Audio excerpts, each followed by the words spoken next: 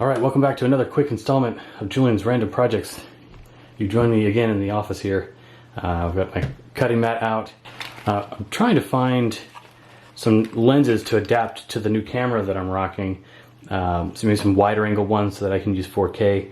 We're recording in 4K now, but I want to be able to have a couple different options, and this particular camera that we're using, the Canon, crops in for 4K. It can take really amazing still images, and then when it wants to do 4K video, it crops in, and then when it wants to do 1080, it can go back out and then do some post-processing to turn that high resolution sensor into a 1080p video, but you would lose some resolution there. So I'm trying to keep the most resolution I can, but then also the right optics. We're dealing with two things. One's the sensor, and the other is what the glass allows you to see in the world. So one of the really common lens mounts for older cameras and projectors, for that matter, and CCTV cameras, it seems, according to eBay, is a standard called the Seamount, and that's what this inner diameter of this ring is. So this is an adapter which has some nubs in just the right place so that it can go in and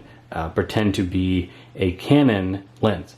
And once it's in, you can see that there's no pins or pads for smarts to then translate into a lens on this side, of the camera body being here, the lens being on this side. And that's fine. Everything just becomes a manual focus, manual aperture, all that jazz. And so I started looking around. I'm not interested in buying, I mean, they have them for like 30, 20 bucks all day from China. I'm trying to find something that had good quality glass in it to begin with. And so garage sales and places like that, I've been keeping my eye out for those lenses. Now this one that I noticed in a thrift store of all places, was sitting up on a shelf, looked like it was in decent nick. It's pretty good condition. It's got that interesting like 1950s and 60s type of I'm not sure if it's a powder coating or something, the way they were painting these things, it kind of crinkles up.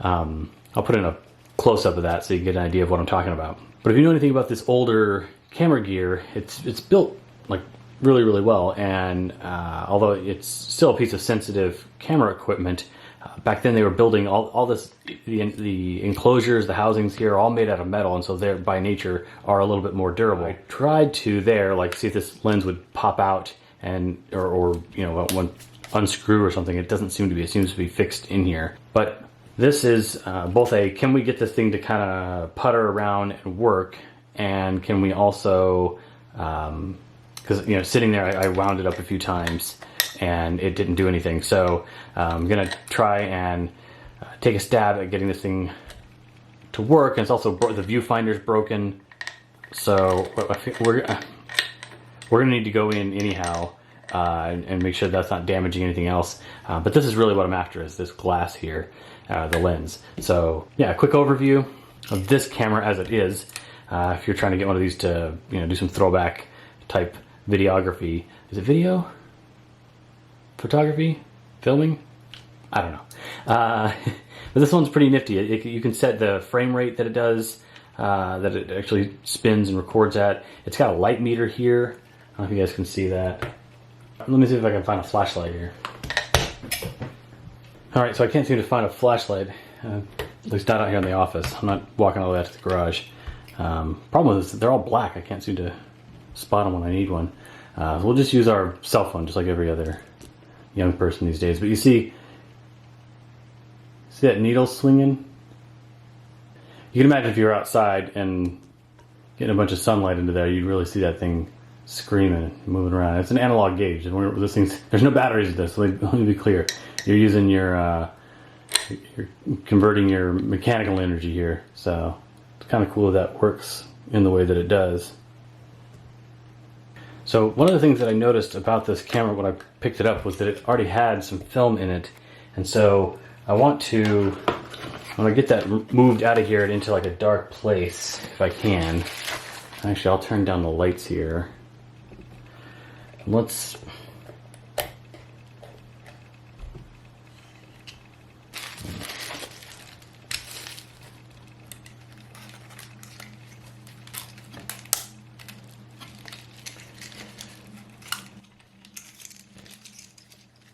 so you'll see here that the film is actually about 16 millimeters wide, and yet it's still referred to as 8mm tape, and that's because if you look closely, there's a thin line that runs up the middle here, and that is where in post-processing they would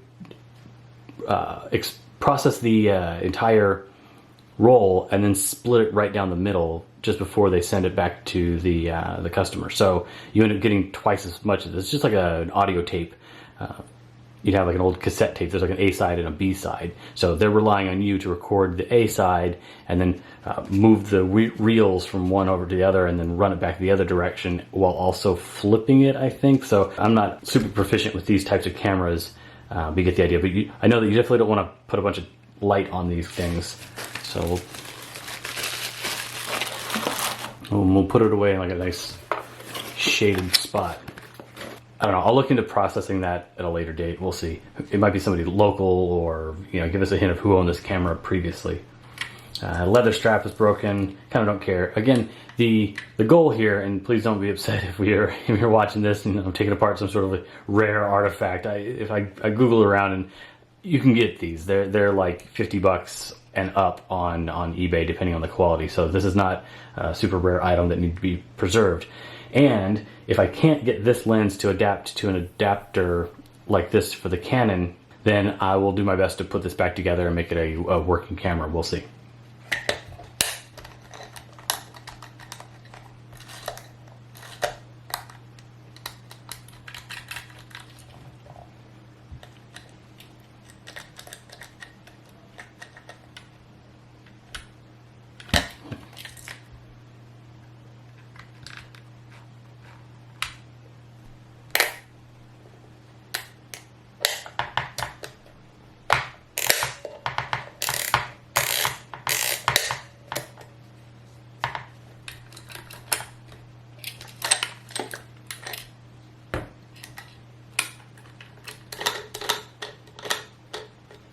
That's something. Doesn't like this trigger. I don't know if these two do the same thing, but I thought that they would have. I thought this was just as a convenience, and you can see inside the mechanism just pushes a lever up into the body here. Well, now it's ka-chunking when I press this one. and it's not the button. So something about rotating this dial here. So yeah, here I'm pushing the button, but you don't get that mechanical clunk where... What is that? Oh, it's an S. Oh, for single shot. Okay. L for maybe lock. And R for run. Alright, cool. You guys hear that? Here. That's what I wanted. Yeah, and then the now the trigger. Okay, very cool, very cool. Actually, I won't wind it up too much, because if we start to take this thing apart, I don't want this thing springing all over the place.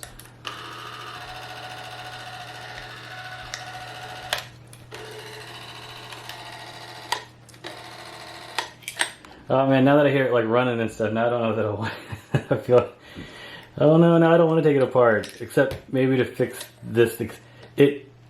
It moves around while it's in there, so you can imagine something non-destructive. But I'm telling you, if that viewfinder worked, I would not. I'd probably pass on tearing this thing apart to get the lens out. Again, it sucks to be tearing stuff apart, but at a minimum we need to fix this thing, because as it's dangling around there, it's hitting mechanisms and banging things up, and this is not ideal. This is reason enough to go in here and try and save this thing. So let's start wrenching on it and see how far we get.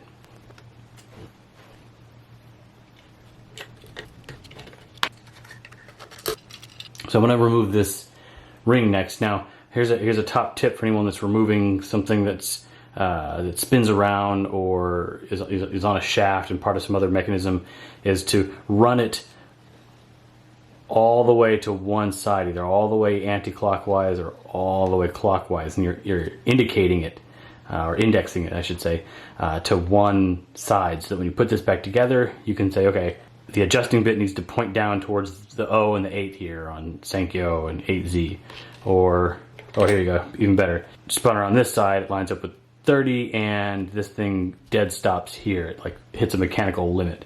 So that's preferred actually. Let's go with that one. And I'm gonna remove these set screws and see if that allows us to slide at least this outer ring off.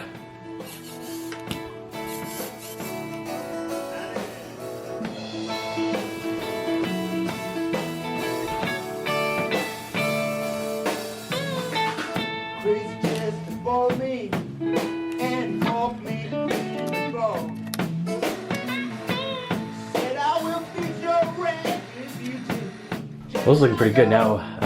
You can see it's functioning there. I really wish this thing wasn't broken over here. I wouldn't have to go in as far because looks like I can get to a lot of the lens here. You can see in here where there's a reflective 45-degree angle light here, kind of like effectively like a periscope or something you'd see like in a tank, where it's taking the image from in here and it's shooting it at 45, up again 45 the other way into this eyepiece here. You can see it there. Yeah, and here it's got what's got to be an early solar panel, really. It's just light comes in here and there's two wires that come out and that runs the a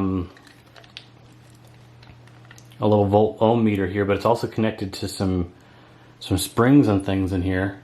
Yeah, it looks like there's some automatic aperture adjustment based on how much light's coming in. That is really cool for 1960. I mean, we're like years away from putting someone on the moon. This is pretty cool stuff. All right, let me see if we can dig a little deeper and try and save our viewfinder here.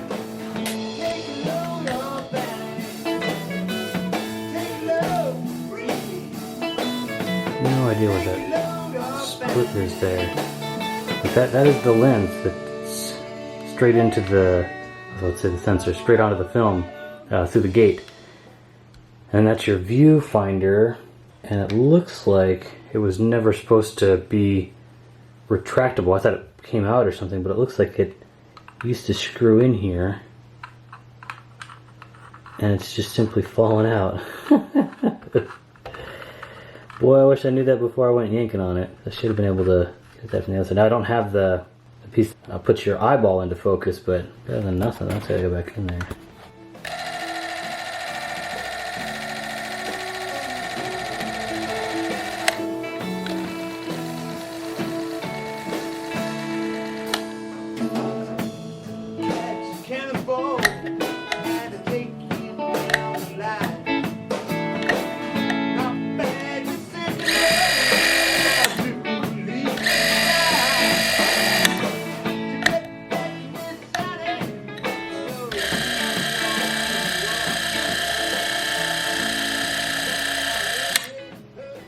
And here you'll get to see the shutter actually move up and down, opening the gate, closing the gate, opening the gate, closing the gate.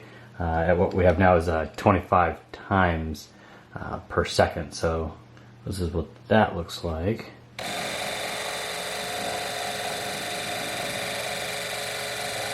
Yeah. Now it's interesting. So what you're looking at is the if this was dialed into the digital 24 per seconds that this camera we're filming with is set to, I trust that it's pretty dead nuts on 24 frames a second.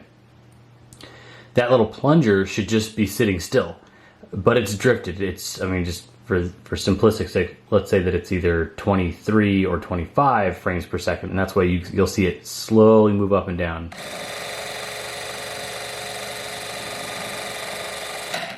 Now if we switched it over to some other multiple that does not, or some other speed that's not a multiple of 24, we should be able to see it sort of dancing up and down quite a bit. But I think it's a cool effect. I think it illustrates what's actually happening there. It's almost like it's in slow motion. So I'm not sure what that's going to look like in post, but right now through my viewfinder it looks pretty nifty. You know, when I'm working on stuff that's this old, I can't help but think about the last person that was in here. I mean, this would have been late 50s, early 60s. There's other models that are out there that have a plastic front. This has a metal front. So my guess is it was early on, before some cost reductions were put into place. They were definitely a skilled worker there in Japan. this is that automatic aperture I was talking about before. See how this kind of, as the solar panel puts a positive voltage on this, what's effectively a multimeter, a voltmeter, it comes swinging down. You see it less and less light comes in. I guess when it's really bright, and you can tell, oh, they're in line with this guy. Like they're not symmetrical. They follow that swing of that blade that comes in to drop the light. Alright, now I got what I've come after, which is this lens here that lost a little ring, a little friction. Yeah. Close-ish. Boy, I might could machine down this gear or open this up on the inside here.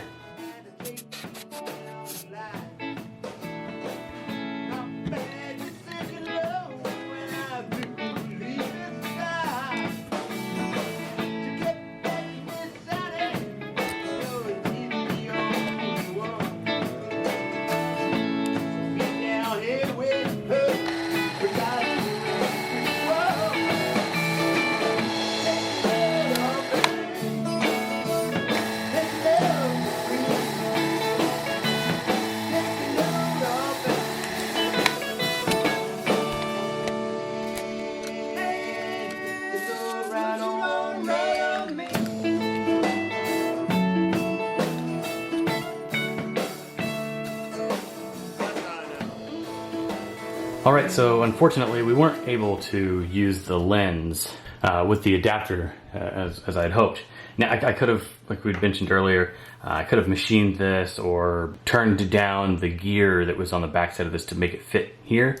But playing around with some of the optics, just sort of holding it there with my hand, it didn't look very promising. The focal length of this, it's meant to come down to the tiniest 8mm square on the film itself, right? That makes sense. That's its whole job here, in addition to running it through at an amount of frames per second.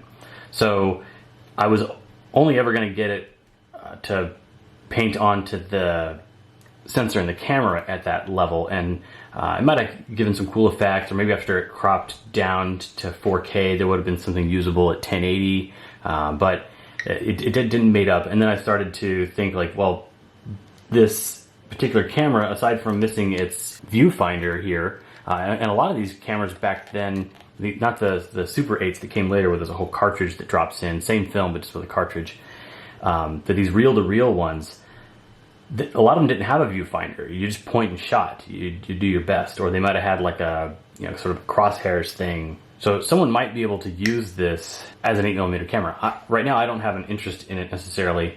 I think that there's reasons we went away from it. It's not like filming an IMAX or 35mm. It's it had its place in time, and I think it's quaint. I know that people are sort of sprinkling it in their modern videos and things to kind of give it a unique feel, set them aside from all the other video that's out there, but it's not something that I'm interested in messing around with. So if you guys have some ideas of how I can utilize an 8mm camera in some projects, let me know down in the description. Else this thing's gonna get rehomed and moved on. There's gotta be someone out there that's interested in filming on old film stock and getting it processed. I also saw something online about processing it through coffee grounds, or like making some sort of weird concoction of organic materials to process your own film, since there's not a lot of places that'll process it now. At least for black and white, you can do it at home. That's pretty interesting. So if you haven't seen that and you're thinking about messing around with film, or you've got some old film kicking around in the basement somewhere and you want to see what's on it, like I might end up having to do with the film we tossed in here. So we'll see. There will for sure be more random projects, both in frequency and type. So if you want to catch those, make sure that you're subscribed. YouTube has people clicking the bell so that they get notifications that there's something, otherwise it gets buried in your feed. Apparently that helps. And make it a like if you've enjoyed some of this content. And again, leave me a comment. What do you think I should be doing with this thing? Bonus footage at the end is actually some 8mm film that I found in an attic in Cupertino, California. I had it processed and converted. So here's some snippets of that. I've got entire box full of these things, but it's expensive to get through, and I'm just doing a little bit as time permits. I was interested to see what the quality looked like out of some of the different processing houses that are here, and actually the only one that is still functioning is in San Diego, I think. And so these films that you're seeing here had to be shipped all the way down to San Diego, processed, which they do frame by frame. They advance one frame, they take a photo. They're not running it through a projector like you'd think, which is actually the cheap way to do this. If you find some of these and you don't want to pay a bunch of money, go to Goodwill, thrift store, online, find a working 8mm projector, put the nicest lamp that you can have in there, clean all the lenses, aim it at a wall, piece of paper, 8.5 by 11, and then get it as close as you can get it to the wall, while also still being in focus, and then film that projection with a modern camera. You're going to get about 80% to 90% from what you're seeing now. And the reason you get close is because you want as many lumens packed in. Those lamps were okay if you dropped the light and did everything just right, but if you really pack them in there, you can get some pretty good results by just filming it and trying to get the angle right. There's some keystoning that you can play around with, but you'll see what I'm talking about when you're aiming that thing at the wall. If you do, let us know. Post in the comments if you end up uploading something using that method. I'd love to see some of the results you're having. The film I have is too brittle, so as I run it through the machine, it only goes maybe 2-3 seconds, and then the tape breaks, and another 4 or 5 seconds the tape breaks. I have to keep unjamming the machine, splicing it back together, or starting from that point forward and then editing the film in post and stitching it all together. It was just a big pain in the butt to get through reels and reels of this film. Having it break all the time is not the kind of fun I want to be having on a Saturday. Let's just put it that way. So that's why that stuff gets sent out, so they can do it frame by frame. Alright guys, thanks for watching.